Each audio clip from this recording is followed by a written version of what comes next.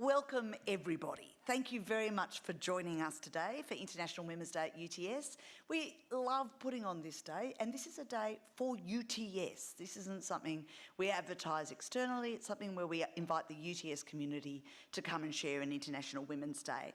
I'm Verity Firth, I'm the Pro-Vice-Chancellor of Social Justice and Inclusion here at UTS, and it's a real pleasure to welcome you all, both in person and online, to celebrate the successes of women in our community, and also to acknowledge that there are challenges that we still face, and that we all come together in solidarity to face those challenges and to change the way the world works.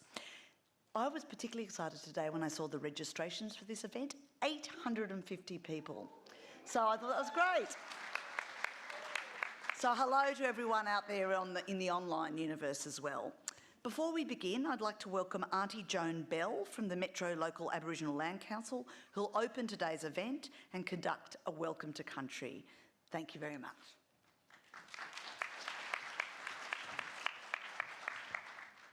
Thank you.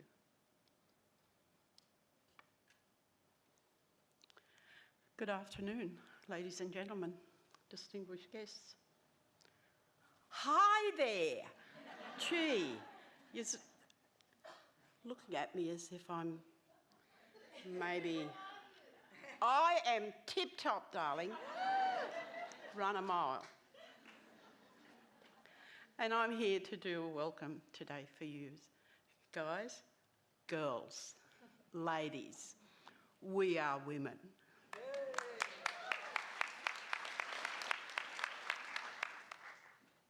And I'd like to state that as an elder, I support the people and government embracing the Uluru Statement from the heart, voice, treaty and truth-telling. And I'd also like to tell you that I sit on the board of the Metropolitan Local Aboriginal Land Council. And Metro LALC is the body for the protection and preservation of all Aboriginal culture and heritage within its boundaries. That includes Sydney CBD and surrounding 24 local government areas, from Canterbury Bankstown to Cessnock. And we are proud to acknowledge all respective traditional owners and custodians for this place, now called Sydney. My name is Joan Bell. My family and friends know me simply as Auntie Ding. Dingy Bell? I am a proud Wiradjuri Gadigal woman. I am a mother of 10, a grandmother, a great-grandmother, and a great-great-grandmother of 81 grandchildren. Yes, thank you. Thank you. My Gadigal ancestor was a local custodian who was taken to Parramatta's Natives Institute, and in 1845 was taken by Reverend John Cartwright to Pajong, Gundingara country, near Gunning, New South Wales, to work. I was born at a little Central West New South Wales Wiradjuri town called Peak Hill. However, I spent my younger teenage years with my family and friends in Redfern, the block. I lived on the block for 15 years. And Waterloo, including Lewis, Caroline, Everleigh, Vine and Wellington Streets. That was my stomping grounds as a young tidder. We honour our Gadigal Eora elders and leaders, including Barangaroo, Pemaway and many others who fought the first boat people who landed in Sydney Cove in 1770 and 1778. My respects to Gadigal elders, past and present. We honour our matriarchs and patriarchs. Because of them, we can. My respects to all elders and peoples from other First Nations here today. We listen to the old people, ancestors, and they show us the right path. They protect us, they help us, they take care of us. This welcome to country is made in the spirit of peace and harmony with all peoples of modern Sydney. Our aim as local custodians is to establish an atmosphere of mutual respect through the acknowledgement of our ancestors and the recognition of our right to declare our special place in the pre- and post-history of the Sydney region. Respect is taking responsibility for the past, the present, and the future. Evidence of our occupation, ownership, and nationhood can be seen everywhere throughout our country. Our signature is in the land, not just in our DNA. Respect is in the fire that warms the camp and the possum skin cloak that shelters all. Respect is in how a woman digs in the earth for yams. Respect is in the rivers, the sea, and the breeze quietly moving through country. The law of this land says that you must respect and honour all the people and all parts of the country. With this welcome, we ask that you all will respect the law of the country. Give honour, be respectful, be polite, be gentle and patient with all. Respect is everything living and growing. Please look after the land, sea and rivers, then the land, sea and rivers will look after you. In conclusion, I say to you, respect shapes us and lifts up the people. Welcome to the land of my ancestors. Welcome to my country. Welcome. Thank you.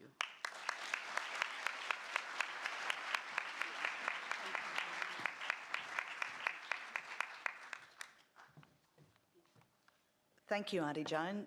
I really appreciate that welcome to country. I'm sure we all do.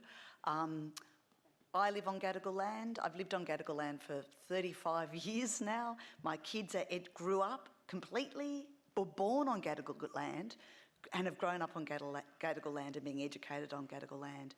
It's definitely my home. I feel enormous respect for past, present and future Aboriginal elders who've looked after this land so well, and this of course is land that was never ceded. So today we have a very special International Women's Day event.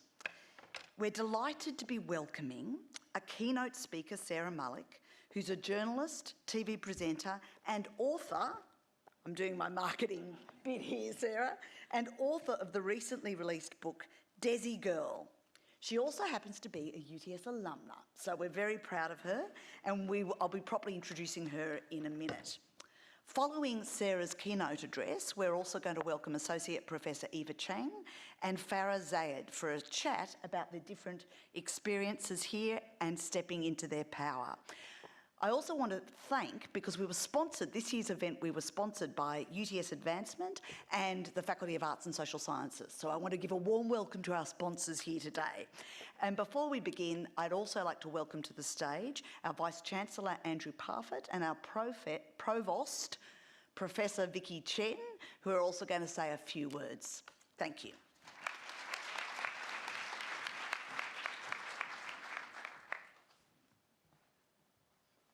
Thanks, Verity, and thank you also to Auntie Joan for the welcome to country. Let me also acknowledge the Gadigal people of the Eora Nation. They own the land on which the campus stands. They always have, they always will. And pay respects to elders past and present. And also in this important year where we do have a conversation around the Uluru Statement of the Heart and how we will have truth-telling, how we will arrive at treaty and how we will create a voice. All of those need to happen, how we can contribute as a community, particularly noting our Indigenous leaders. We have the largest Indigenous professoriate in the country, and they do amazing work working with the change that needs to happen. And so we're so proud of supporting them in what they do as a university. Unlike Auntie Joan, I have one daughter and no grandchildren, so I have a much smaller group, but I learn so much from my daughter every day. She's an HR professional, really just starting out. She told me the other day she's just got her first promotion, which was kind of nice. But she works in a very male-dominated community, and the insights that she has about making change and making an impact as a young woman, as an HR professional, are so important to how one shapes one thinking about what change really looks like. So I'm delighted to join you all here today for at least part of this afternoon's International Women's Day at UTS celebration. We do have the opportunity to recognise the amazing achievements of women in the UTS community. There's such a long list, I could be up here all afternoon, but I won't be, I promise. But just some indicators. Our first and our latest ARC Laureate Fellows, Distinguished Professor Gia Liu and Larissa Brent, are both women who make incredible contributions to significant areas for the university and for our communities.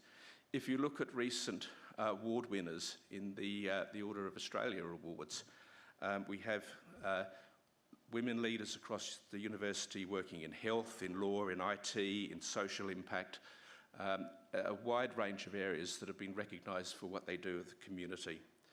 Just our law faculty alone has 4 women distinguished professors. So we are very pleased that across UTS we actually develop a leadership that's inclusive, but also committed to excellence and committed to change and committed to the impact of their work. Half of our student population is female. That might not seem terribly ambitious, but for a university of technology, where it's dominated by STEM disciplines, that's quite remarkable as well. 94 of those young women are successful, 94%. So that's, again, a commitment that we make to ensuring that professions of the future, in STEM in particular, but more widely than that, do have a diverse and inclusive membership so that they can go on to change the very professions that they're learning in and they will go on to shape. But we know there are challenges. We do know that there are challenges getting women into STEM disciplines.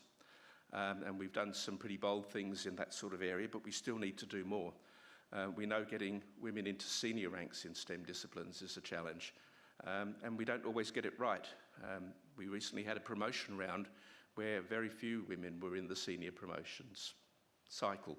That's not a long-term issue, but we need to make a difference here and be serious about it. We know the gender pay gap still exists, and we know that discrimination and harassment and even sexual assault impact people across our community. And the work that we do in areas like Respect Now Always in the university, we hope will go on to make a difference. We have a way to go, but the vision is to be a public university of technology that's recognised for global impact, and we can only achieve that vision if we actively challenge the stereotypes we have, we fight bias, we broaden our perceptions, and we tackle injustices where we see them. That's why we recognise the importance of placing social change at the heart of what we do. It's the foundation on which we educate the professionals of the future and that we tackle the research challenges that will impact on our society.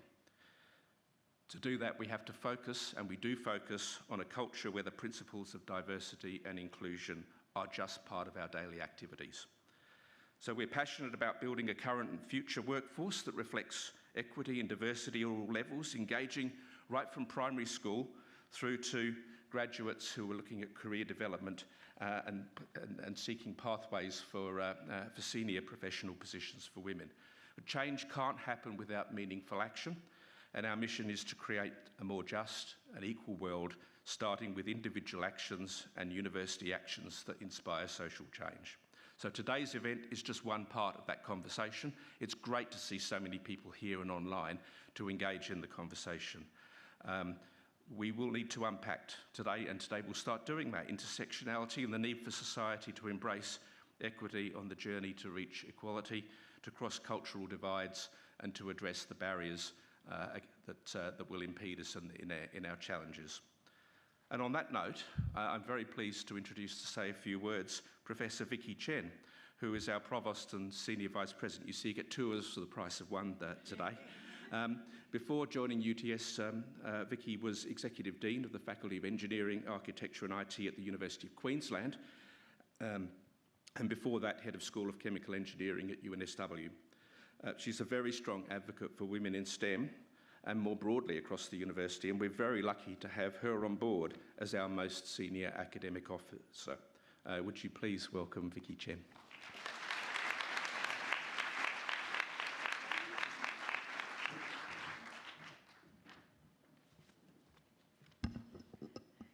Thank you, Andrew, and I also acknowledge the Gadigal people of the Eora Nation, upon whose ancestors we are privileged to be standing in here today, and pay my respects to past, present, and emerging elders, acknowledging them as the traditional custodian of knowledge of these lands. So thank you, Andrew. What a pleasure it is for me to be here for my first International Women's Day at UTS.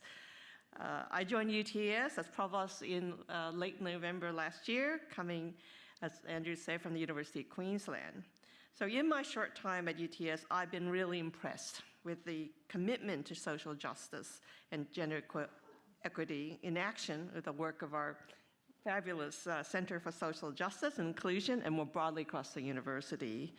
And as its Vice-Chancellor said, UTS is committed to addressing gender equity and taking on the intersectional approach that considers all diversities, which I am passionate about. Well, so one of our commitments is the Athena Swan program with the Gender Equity Initiative that aims to remove key barriers and inequities in the STEM disciplines. And UTS is one of the first pilot institutions to be awarded a bronze accreditation for the initiative in 2018. And we're continuing to work in this area with a commitment to attracting and promoting women in STEM. Now, I want to reflect that I've been privileged by having people around me that supported me in pursuing career in engineering and as an academic. Initially, my parents encouraged me to pursue engineering, to those who kept on asking me, have you thought about an academic career? When that pathway seemed to be really off my radar. And in my early professional career, I was surrounded, and really unusually for engineering school, by a significant cohort of female academic leaders who were culturally diverse and who showed me that this was the normal, not the exception. Unfortunately, this is not the experience of many of people working today. But working together, we can see maybe we can make that the norm. So at UTS, we aspire to have a more diverse academic community and leadership emerging, particularly in STEM. And coming back to our, looking at our students, the orientation and first week of semester were just a few weeks ago, and it was fantastic to see the new wave of students arriving on campus, full of excitement, male and female, and other. And I can see the long lines at the Saucer Sizzles right out my office window, and admiring, one of those. I hope we are paving the way for these students so their opportunities are not restricted based on gender, socioeconomic status, cultural background, and other factors who make them who they are. And I'm looking forward to hearing the experience of women at UTS community today, and I will now hand you back to Verity. Thank you, everyone.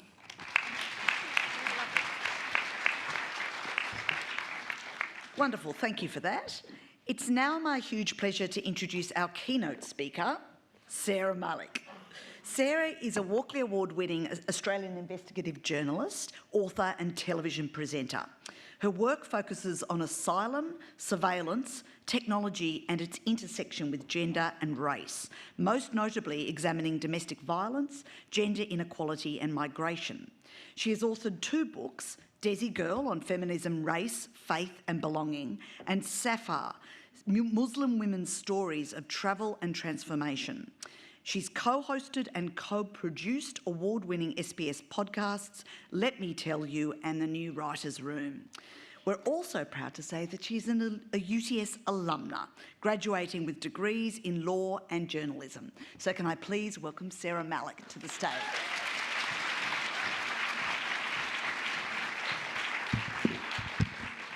Thank you so much. I'd like to begin by acknowledging the Gadigal people of the Eora Nation, the traditional custodians of the land in which we are gathered, and pay my respects to all elders past and present. And I extend this respect to all First Nation listeners here today. I recognise that we are on stolen land with no treaty, and sovereignty has never been ceded. So it was just over 20 years I walked through those front doors, I know, a long time, to do an arts and law degree. I was 18 years old and I was a bookish and shy young Muslim woman from a Western Sydney public school. I was so exhilarated and excited by the life I wanted to open up for me at a big city university like UTS. One I had worked so hard to be at. It felt like my love for words was a portal that had transported me with a magic Dorothy-like clicking of the heels into a better space. The promise of an education opening doors that had not been available to anyone in my family. I dreamed of being a journalist, a writer, of making a mark in the world. Words made sense of the world to me. They helped give shape to a nebulous cloud of half-formed questions and desires. They paved a road to self-determination from the limitations of a working-class adolescence and the wider world that circumscribed it. Every feeling, from loneliness to anger to curiosity, I could find a salve for in books. I knew what I couldn't find a mirror for would be in the books of the future, written by my generation, existing now in the hyphenated margins of Western society. It's why I felt attracted to a career in journalism and writing. I was fascinated by how contesting competing truth claims were, the way information was strictly guarded, words carefully crafted to create stories and ideas that impacted the way we think. Words full of power, both weapons and shields. They could illuminate or obscure, create sympathy or antipathy. Much of the rhetoric of the media growing up that I heard was directed at people like me. I stress at rather than to. We were the problem. The non-integrating Muslims, migrants, misfits. This racism was sometimes mirrored in what it felt like being a girl for me in a traditional community, being indirectly addressed and talked over, your life analysed and dissected and directed by others, your own feelings and emotions ignored. This fusion outsider was so many of us children of migrants in the West. I remember reading Dickens and Austen while eating biryani. My morning fasting meal was Vegemite on toast. I watched Beverly Hills 90210 and Bollywood movies. I listened to Qawwali and Bob Dylan. I read Germaine Greer and Kamala Das. How could I reconcile myself without imploding? I read and I was comforted and discomforted. I was intoxicated by the idea. In my early 20s, I devoured the news, words, the internet, finding solace in other hybrids, blogging to make sense of the world. We were the in-between generation, the Salafis and the Sufis and the Seekers who derived inspiration from Ralph Waldo Emerson and Rumi, Amina Wadud and Naomi Wolf, Allama Iqbal and Hafez.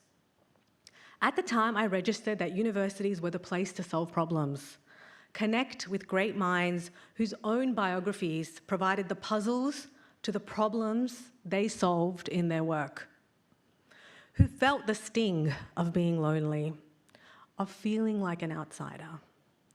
I read Edward Said and Derrida and Judith Butler, and I read these people because I felt like they had the words for the wordless and searching parts of me, who could not even dare to ask the questions out loud. I poured myself into courses that spoke to me. Why am I here? What am I supposed to do? Is there a God? Why do I experience the world the way that I do? What are the social reasons for the struggles that I'm experiencing? Being a woman in the world, constantly policed and surveilled and forced to conform. Understandings of religion that circumscribed and stifled me. A wider society where I was treated with suspicion. A post-September 11 world where my identity was constantly foisted upon me as a challenge and a test. Where in order to show how Australian, how liberal, and how progressive I was, I had to erase myself. my culture, and my identity to assimilate into a whiter and supposedly more superior way of being. I read not as a luxury, but as if my life depended on it. To open up my life from the vice grips of other people's projections of me, of messages that bombarded me from everywhere, that told me who I was and who I should be, from the invasive gazes that felt like they sliced into me, leaving me no room to breathe. The gaze of the imam who told me a woman's place was to be obedient. The gaze of the white feminist who told me my people were backward. The papers that blared Muslims were dangerous. Reading was the lifeline that opened up my horizon. And literature and higher education was the hand that came out of the page and took mine, the hand that understood. And eventually the hand that empowered me to speak back to those projections, to contest the way those narratives have defined what I learned was historically the other. People like me who did not have the power and the platforms to speak back. In the library just here, I developed a feminist consciousness with works of Simone de Beauvoir, which was later transformed with the works of feminists of colour like Bell Hooks. Reading shaped a way of looking at the world as filled with nuance and endless possibility, full of histories and meaning that impacted the present day. Instead of being accidents, I learned that our current social realities and relationships had patterns and threads. There were deliberate creations that benefited some at the expense of others. These knowledges were like X-ray glasses, revealing and opening the world to me as a myriad of ways of living and seeing and being. So much of my memoir, Desi Girl, on feminism, race, faith, and belonging is about that period of life, the UTS years, when I moved out of home, when I struggled financially, when I became an independent person. And most importantly, it's where I developed a consciousness, an idea of how I wanted to live, what mattered to me, what I wanted to be guided by, and a spirituality that spoke to me. It's where I found housing and scholarships and part-time jobs. It's where I connected with teachers like the late great Islamic studies teacher and feminist academic Jamila Hussein, jurisprudence teacher Penny Crofts, head of journalism feminist Wendy Bacon, immigration law scholar Jennifer Byrne.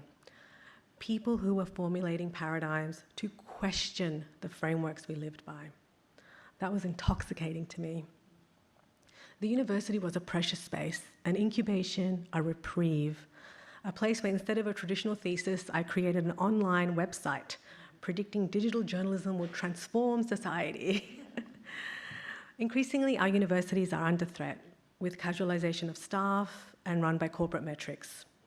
But that time reminds me of what a great trust they have in nurturing the aspirations and social mobility of young people like me from underrepresented backgrounds, to give them the confidence to become leaders of their own lives, as handrails to understand the ropes that bind us and to be free of them, as authoritative voices for social progress.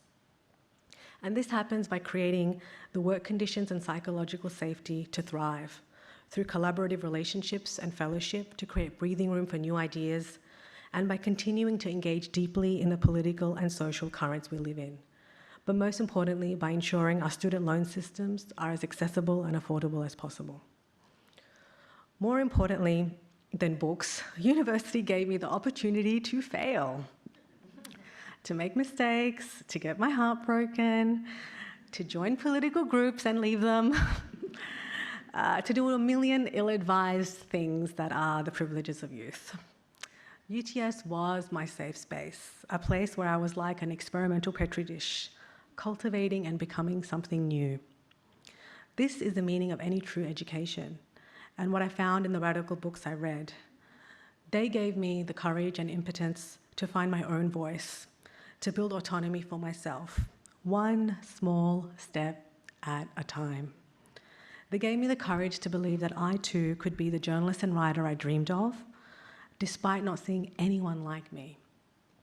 I connected to an imaginary And I dreamed the possibilities because the books I read, the ones that felt as real as my hand and my heart, were also acts of imagination that became tangible things in the world. And maybe I could too. Years later, now in my 30s, I still don't pretend to have all the answers, but I know that empowerment begins with the question.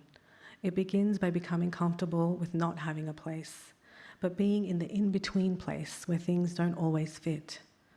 It is these secret worlds that education and books opened for me that have sustained and shaped me.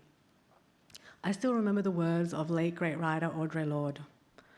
What are the words that you do not yet have? What are the tyrannies that you swallow day by day and attempt to make your own until you sicken and die of them, still in silence? Of course, I am afraid. I am afraid because the transformation of silence into language and action is an act of self-revelation, and that always seems fraught with danger. But tell them about how you're never really a whole person if you remain silent, because there's always that one little piece inside of you that wants to be spoken out. And if you keep ignoring it, it gets madder and hotter and hotter. And if you don't speak it out one day, it will just up and punch you in the mouth from the inside. Today, I am the writer I dreamed of being, and that happened by refusing to be silent. Today, I write and my words matter, and they are read and considered by others. They are maybe a tiny drop of colour in a river of social narrative that changes the constitution of the whole by just existing. I wrote my memoir because I am the first in my family to have the privilege of writing a new story for myself, of literacy, of going to university, of choosing a life for myself that I wanted. I think about so many women and girls who are denied that opportunity, people in my own extended family. I think about how history loops and often repeats itself. I think of Palestinian women trying to protect their children, surviving every day under occupation. I think of women in Iran tear-gassed in the street for fighting against police brutality and the right to dress how they please. I think of women in the US stripped of their right to bodily autonomy, where books are now routinely banned. I think of Afghanistan, a new regime that begins now its old assault on women and denies them the power that access to knowledge brings. I think of trans women who face continued discrimination for just existing. I think of First Nations women who daily navigate a society that has systemically taken so much from them. I think about so many women whose lives are circumscribed by those who want to deny them the autonomy, voice, and power that knowledge and education brings. This is why authoritarian regimes ban books. It's why extremists target female education. Art and knowledge creates questions, sows doubt and wonder, and lights a path to an unknown place. A girl who reads is a girl with ideas. And a girl with ideas is a powerful girl. In a world where control over women can be either subtly or violently enforced, from conformity to social ideals to rigid laws circumscribing physical control, it is the rebellious mind that has the potential to be the biggest threat. I think about my mother who grew up a world away from here, who wasn't allowed to go to school, and me who grew up here and how connected we are. It makes me realise how urgent our fight is and how deeply connected we all are as a global society. The threads that bind us are more intimate than we think. As Audre said, I am not free while any woman is unfree, even when her shackles are very different from my own. It also made me realise how, despite it all, women rise. We create art, we create music, we create families, we run businesses, we lead companies, we work at factories, we are professors and students, we volunteer at schools, mosques, churches, synagogues, and we lend our time, our energy, our passion, our care to power our communities, this society and the world we live in, often unpaid without the recognition and credit we deserve. For me, rising and finding my voice has always happened through words. Education helped me know another world was possible, and writing helped me feel like I existed. Writing helped me name my experiences, to trace the contours of my emotions and say, yes, this hurt, or yes, this mattered, or this is the way I see it. I matter. You matter. We matter. Outside of the safe haven of university and faced with the real world, writing taught me that we can have difficult conversations with ourselves and others. And this is how we progress, by being truthful, by allowing ourselves to take off the masks we've had to wear to survive and refusing to contort ourselves to be pleasant, to be good, to shape-shift, to fit environments that were never designed for you, but to create new worlds that do. This is not easy. I think about how at each step the temptation and the deep seduction to take the easier route, to conform, to not speak, to play nice, to repress our voices and healthy anger, and how this leads us, or at least me, to the therapist's office. Often personalizing the collective problems I had internalized, the glass ceilings, the devaluing of my work and labor in environments that sometimes wanted a model minority to showcase, but did not embody the transformative representation and equality that true diversity calls for. For me, it represented itself in burnout, in pain that my body could not ignore even if my mind did. And I registered that my body, my personal life, and my being was intimately linked to society, culture, and the wider political structure. So my personal story was political, because it was the instrument on which these structures imprinted itself. I know the fight is not over, but has new manifestations. I don't experience the challenges my mother did, but different ones, and they still matter. The pay gap, the structural racism in our politics, arts, media, and powerful institutions that in 2023 are still largely led by men and people of Anglo-Saxon background. The tokenism, microaggressions, indignities, and lack of respect we can experience as we try to make our ascent in a country that often tells us that we don't belong, that we're not good enough, of feeling secondary even in spaces that propose to be for us. The white feminist voices that can sometimes dominate and not make space, whose words can often be unloaded with unconscious white privilege. The progressive who's there to help as long as you remain servile or one down and don't eclipse them. As Audre Lorde said again, the visibility which makes us most vulnerable is that which is also the source of our greatest strength. Because the machine will try to grind you to dust anyway, whether or not you speak. We can sit in our corners, mute forever, while our sisters and ourselves are wasted, while our earth is poisoned. We can sit in our safe corners as bottles. We can sit in our safe corners, mute as bottles, and we will be no less afraid. The decision is to define ourselves and speak for ourselves, instead of being defined and spoken for by others.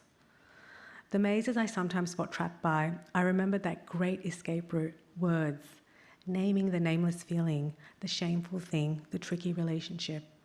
I think about how words can illuminate and reveal, and they can dazzle and obscure too. They can empower and disempower.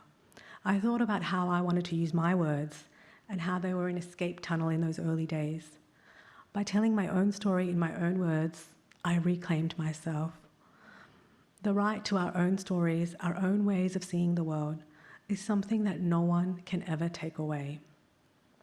I think about every woman here today, you who showed up, despite a million private griefs, of sorrows privately internalized, who fought for that pay rise, who escaped that psychologically abusive relationship, despite family disapproval and gossip, who decided to study as a mature age student, who recovered from that miscarriage, who maintained a relationship to a spirituality that uplifted you and didn't put you down, who raised that child on her own while juggling 2 jobs, who chose herself, who said, yes, I too do matter. I too deserve happiness, love, prosperity, and self-expression. I too deserve to honor myself, to treat myself as something precious. I too am worthy. Every day that we do this, we rise, and we win against the forces that want to chip away at us. It is you that I salute today, and I am in awe of. I hope today is a celebration of your strength and your joy, and the power of your words, our words, to speak, to keep fighting for the world we want to live in, and the capacity always that we have to use our words to write new futures for ourselves.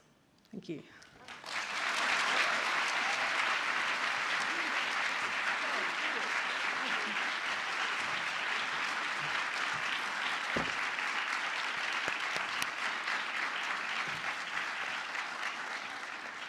I just said to Sarah, that was absolutely brilliant. Thank you so much for that.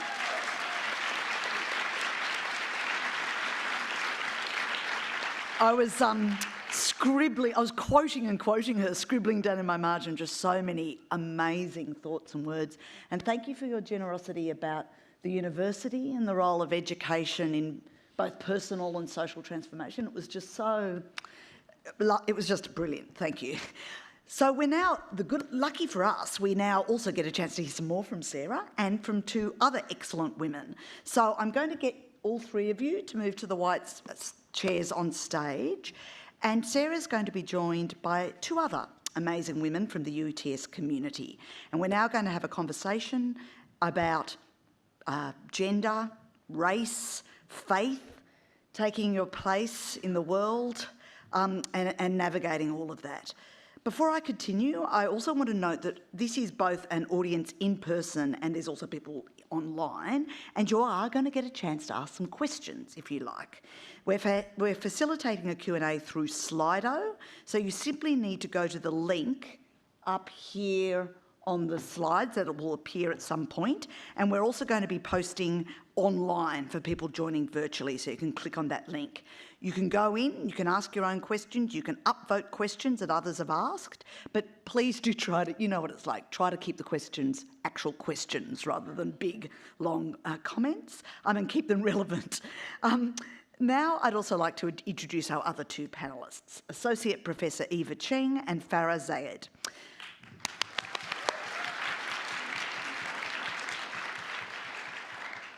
Associate Professor Eva Cheng is the Acting Head, School of Professional Practice and Leadership here at UTS. Previously, she was the Director of Transnational Education and Director of Women in the Faculty of Engineering and IT.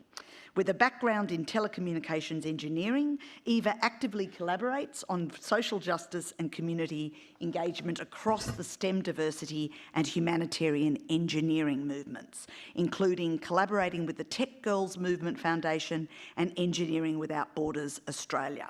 Welcome, Eva.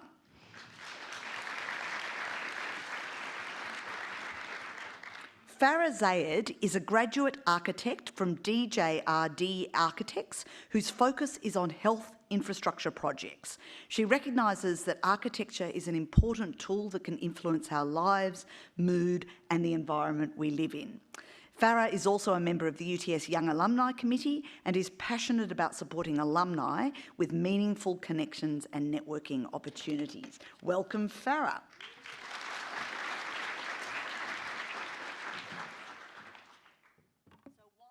Whilst you're, sorry, that was a bit loud. Whilst you're getting connected to Slido and typing in your own questions, I will begin with my own. And I think I'll start with you, Eva, because, you know, that's nice. And we thought we'd start with an optimistic question and then delve into the depths of what we need to change about our world.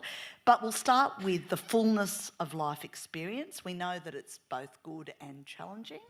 But we want to begin with something that you're actually proud of, an achievement you're proud of, or something that you've done that's close to your heart and has spoken to your true self.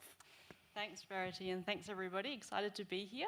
So I had trouble coming up with one answer for this. I'm going to share a couple if I may, and if I'm running over time, let me know. So firstly, what I wanted to share that I'm proud of is our Women in Engineering and IT program here in the faculty and UTS. The impact that we've had, but also the awards that we've received that recognise that impact, both nationally and internationally, because that celebrates the work of, it's not about me, it's about the team and the community, that gender equality and equity matters, that it matters outside the university and the movement itself matters internationally. So that's something I'm really proud that we're achieving here, and that it's actually a faculty and university program, right? We're not running it on the side. So that's a collective kind of proudness. More personally, and because we're in a UTS context, I wanted to share about my personal success in achieving academic promotion last year. And it's not the outcome that actually matters, it was the process. So I'm proud of that I did this process. It was really uncomfortable, and I will share why. I don't like celebrating my achievements. I find that really difficult, and I'm still finding it difficult. But what that process forced me to do was think about what is my value, what am I contributing, and what do I want to share with people, and then document it and evidence it. So whilst I had to separate the we from I, because I do work very collaboratively, I then had to think about, okay, what is it that I have done that I'm proud of, but not at the cost of we. I'm going to include that as well.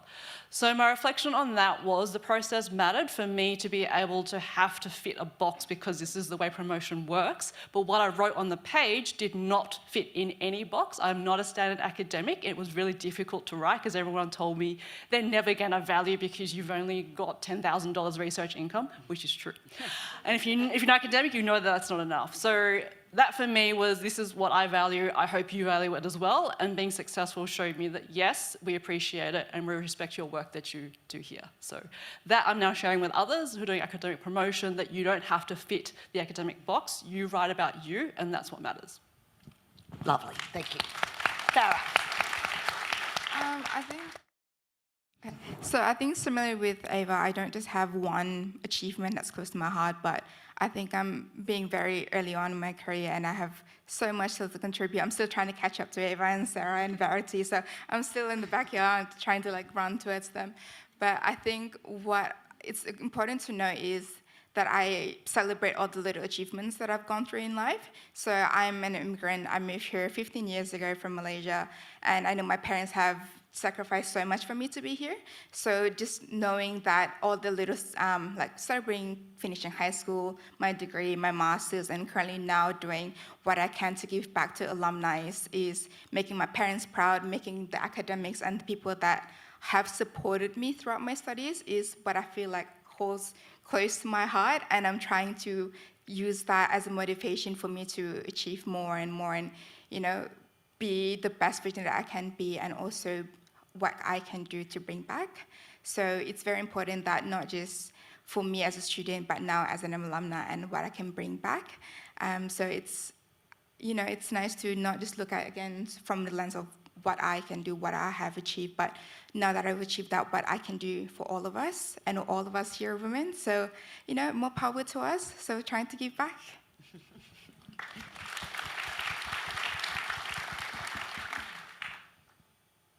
Oh, Sarah, do you want to? Okay. Do you want to? Okay, look, I find it really interesting because I think of you guys as so amazing, and this reluctance that we have to toot our own horn, right? Like this feeling that, maybe it's too much, or maybe they'll think I'm full of myself, and I think that I struggled with that too, after the book came out. I just wanted to hide. I just wanted to go onto the covers. And I almost had to depersonalize it a bit. I had to be like, well, Sarah, if you were your own PR agent, what would you say to yourself? Just do that, do what you need to do. And people have invested in you, and give back to them. And this is about connecting with other people who might want to need this, and for you to see themselves in this book, And so I had to do a lot to kind of jazz myself up, And I think that so many of us have that reluctance to take up space, because we feel like we haven't been given that space, and we've had to fight for that space, or that, to be seen or to be visible, sometimes it can be scary, and it can come with backlash. So I think the book, obviously, and then just really reclaiming the space, just saying, yes, I'm pretty good. Yeah. I'm pretty damn good. I love it. So one of the bits of your speech that I scribbled down into the margins, because it was also brilliant, was where you said, I had to erase myself, my culture and my identity. And I thought that was just so profoundly moving and awful, but also that, that you were able to put it so beautifully. And my next question was going to be around facing those challenges, right? That where you actually feel you can't be your authentic self, where you are erasing parts of your true self or striving to fit into a box that doesn't even seem to want to have you in that box in the first place. So is there any, I suppose, either experiences or lessons that you've learnt from those experiences that you can share with the audience today? And we'll start with you this time, Farah. So again, to just recap, so when I moved here, I was in that like teen stage, like early teen, so it's having to navigate your growing up adolescence in a new country with a new language, completely new culture. You know, you don't want to stand up because you don't want to be made fun of. So I tend to really kind of like, don't look at me, I'm not here, please look away, you know, I don't exist, and let me just go with the flow. And by doing that, you realize that you lost your sense of self. So, and you don't understand your values. You don't have anything to stand on because you're getting smacked in the face with, you need to change what you look like, you need to change what you sound like. You can't speak your language here. And it's very intimidating to start off with. And I think what was really helpful is to surround yourself with a really good support system and really looking inwards and knowing what your values are and see if you can find aspects like people in your life that align with those values.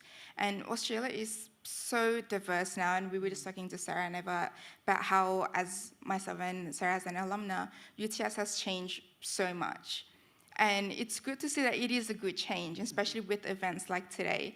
So, you know, how can we basically weaponize these changes for the better and make our future more bright for our future children and our children's children, you know? Like, so it's hard to start off with when you don't know yourself, but it's good to sit down, know your values. And Australia is, for me, has been so accepting.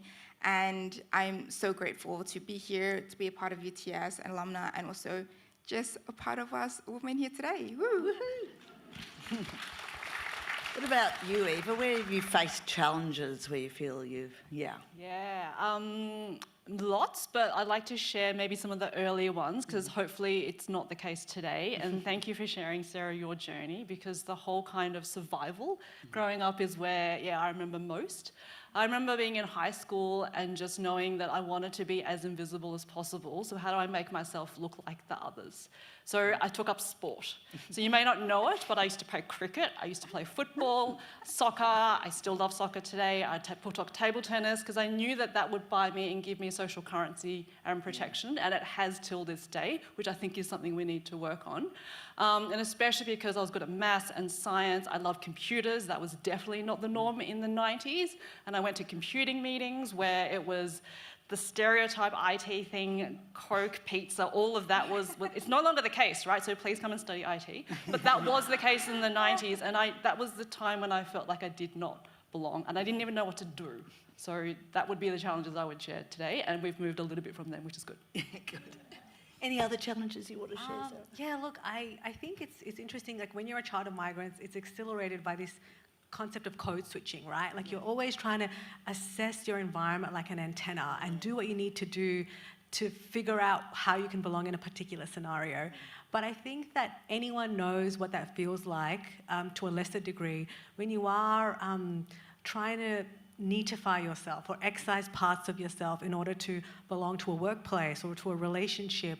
And it doesn't have to be such a struggle. I realized by compartmentalizing myself and my life so much, I had just it was a recipe for like a mental health disaster, you know? And so this book was kind of like, it saved me. It was like I could finally just be myself and breathe in all the different aspects of my life and be like, I am enough and I'm enough as I am, and I don't need to contort myself and shape-shift in order to fit these places that were never designed for me. And I think there's such a great liberation in that because I think that's when we find our greatest power, when we can really fully lean into ourselves unapologetically. Yeah, totally agree. So I know that isn't it annoying? I could stay here all afternoon and we're running short of time. So I do want to move to some of the audience questions. Sarah, you'll be pleased to know that Anonymous has said, Sarah Malik is giving me life today.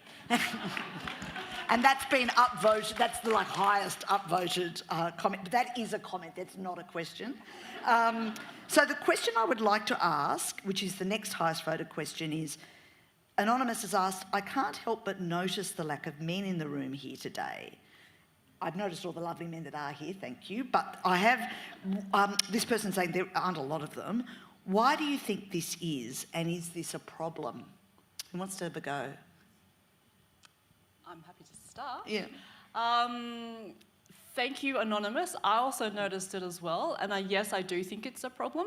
I think we've got two spaces here, right? We still need safe spaces for women because we don't always feel safe, but there is also the fact that the move towards gender equality and equity is not a women's problem. So this is the conversation we really need to have, is what does everybody need to do to activate towards this change and advocate for each other, because it is not a women's problem, so yes.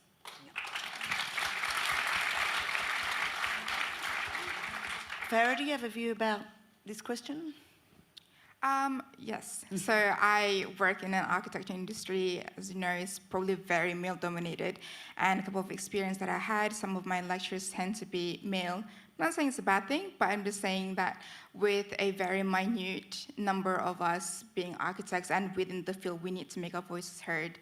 And we also need that support system behind us. So it is great to see some of the men here in this room, but we also need a safe space for us to grow first. But it would be nice to have further involvement with men. And don't be scared, even though it's International Women's Day, it is to celebrate us, but it's not meant to be alienating the men as well in the picture. Because at the end of the day, we coexist. It's not a world for women, and it's not a world for men, because we need each other in this world. So it would be, ideally, it would be nicer and I guess more inclusive to have more men who are not afraid to be included today. So talk to your friends, talk to your family, and get, I'm trying to get my dad and my brother more involved in today. And it's not just about, it's women. It's not about me at all, So it's nice to, if we have the opportunity, talk to your families, your friends, come from your heart, and that's when you know that we are sincere for them and that they would love and care for us to grow as well in our own space. And what about you, Sarah? Look, definitely, I think that women and people of colour, we can sometimes take on the burden of creating social change, of educating our organisations. It's exhausting, and I think that men, white people, they have a real role in engaging in kind of honest and equal ways and sharing the power, shifting the power. It doesn't happen until you give up power. That's how equality happens. And so we need that to happen, and I think that it will create a better world for all of us, when we are able to see that shift happen. I totally agree. I'm going to ask the next question from the audience, which is actually an extremely important question, though it's a rather technical question to answer in some ways, which is, what would Australia have to look like in order to officially close the pay gap between men and women, which is still at around 14.3% or something last time I looked, and has stubbornly remained so for decades? What do we need to change? I'll start with you this time, Sarah.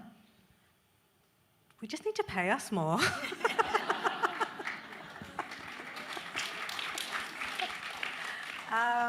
I think of also the feminisation of low-paid professions, the devaluation of those professions. I think of women of colour who also lag behind white women, and so, that diversity has to be intersectional, and it has to be across, so many different metrics, because, we can't just reinstate the new patriarchy by having only a certain kind of women who replicate the social structure. I think the structures need to be deeply transformed, and so. Yeah, it's a really big question, because I think our economic opportunities shape so many of our life decisions, our choices, our freedoms, our ability to create these new worlds and futures for ourselves and our families. So it's a really important question, and one that actually needs very deep structural changes and reforms and urgent action. Yeah. I totally agree. The good thing is they have now put gender equity as an objective of the Fair Work Act, which will be interesting. So it'll be interesting to see the impact that has, but it's absolutely about the devaluing of women's labour and particularly the care and community sector. Do you have anything to add on pay equity? Maybe just a thought on the power aspect of having more gender diversity in power, because if we're involved in the decision making, then that's one part of getting the structural change that really needs to happen. And until we recognise that, I think it's always going to be very difficult if the power structures at the top have not changed. Also, that means transforming the nature of work itself, because that system has been kind of made for people who aren't women. And so I think like the remote work, the flexibility, the understanding that people have caring responsibilities, the shifting of caring responsibilities across genders, like I think it's not just work, but like social transformation that needs to accompany that. It's not just work, it's unpaid work, right? Yeah, it's all the work that we do. Yeah. It's all the work that we do. Farah? I think it's also important just to kind of recap everything is it all starts off with starting a conversation as well. So yes, pay us more, definitely true. But it's the method of where we start off this conversation would be good as well. So luckily for me at DJRD where I'm working for, our directors are all male, but we have an increase with a number of women and men within the workplaces. I think it's around 60-40% women to men now. So our principals women most of our senior associates are women. So it opens up more conversation and then a welcoming atmosphere to have that conversation in a way that it doesn't feel forceful on us. And it's not that we're taking your rights as a director or as a boss or a manager, but it's also, this is our worth and we know that you have your worth as well. How can we work through that? And it's not just, bye, this is our time now, because it doesn't work like that. Now, mindful of time, this is going to be the last question. It's again from the audience, but I think it's quite a nice rounding up sort of question. IWD tends to highlight strong women who overcame a lot of barriers, inspiring Purple Heart. But how do we identify the systemic barriers and work together to remove? Which is so true, right? And there's been a bit of criticism this year about sort of IWD always just being so joyful that it doesn't actually go to the heart of what it is that needs to change and what are the deep systemic and cultural barriers that still exist. So maybe whose turn is it to go first? Okay, Sarah. I'm happy to go first. Look, I get it, and I think my whole talk was about that. But I think so much of my life and so much of women's lives is about the fight or flight, the struggle, fighting for rights, making space. And I think it's also, there's time for joy and celebration too. I think that is an important thing to be joyful, to celebrate. I think all of the Black feminists that I read, they talk about how it's almost radical to rest, to celebrate, to lean back, to be connected with nature, to be connected with each other. Because I think that is transformative and powerful. Like our own personal well-being is connected to the political. And so we can do both. And I think kind of leaning in and just celebrating yourself, celebrating everything that you've done to get here, all the ways in which, you are overcoming, all the ways in which you are continuing, despite the struggles in your life. I think, like Farah said, it's about kind of just marking every little thing, and saying, yes, I am enough, and I'm worthy, and I'm someone who kind of deserves to be honoured, and I think that's something that's very powerful, that consciousness. Farah. I feel like Sarah has really recapped that quite well. I'm not as eloquent as Sarah there. I think, so how to kind of think. So like I'm pretty still young in my, I guess, life to really have so much, gone through so much barrier. I know what I've gone through is probably not as monumental as what Sarah has gone through and what has Eva and probably what Verity has gone through as well. But it's good to kind of mark down, like everyone goes through struggles, and it's good to notice that as well. And it's good to celebrate that as well. I tend to get really shy and scared when I see like, oh my God, this person gone through too much. I can't do that. And I think it's nice to celebrate the small monuments because over time that's what creates your bigger achievements at the end. Eva. Yeah, parting thoughts. Definitely we have to celebrate what we are and contribute today. And I think it's also nice to have this day every year to reflect on those celebrations, but to remind people how much work we still have to do. So it's like every 8th of March, look, yes, we've gone up what percent. So what are we going to do about the other 99%? Yeah. I so agree. And I think that, I mean, I like what you said, Sarah, about that element of self-care and actually looking after yourself and being celebrating the achievements that you do manage to do in a world that's structurally against you in so many ways. And one of the things I loved about all three of our panellists today is even in that moment of celebration when they were talking about their own achievements, they were actually also talking about how they were helping others. So it's a pretty collective sense of responsibility and celebration, which I think all three of you just made so beautifully today. Unfortunately, we're over time. I've got to think someone's saying, please wrap up, exclamation mark. So I've got to wrap up. One of the bits of Sarah's speech that I also wrote down was where she talked about sitting in the UTS library and developing a feminist consciousness and how that helped her stop personalising the collective project problems. And I thought that that was just such an insight and so true, because that is why feminism exists, right? It gives us all the intellectual framework, in some ways the emotional framework, to actually say, you know what, this isn't about me, right? This isn't because I can't achieve or feel good because I'm so hopeless. It's actually because there are really deep, long-lasting patriarchal structures that have existed for centuries across cultures, and, you know, we occupy this space. And what feminism gives us is the way, I suppose, to understand that, not personalise it, but also to give the power to come together and try to change things. So thank you so much. That was just so wonderful. I cannot thank Sarah enough for her keynote. I thought it was just absolutely brilliant. And also, of course, to Ava and Farah, thank you so much for giving your time with us today. You've all been wonderful.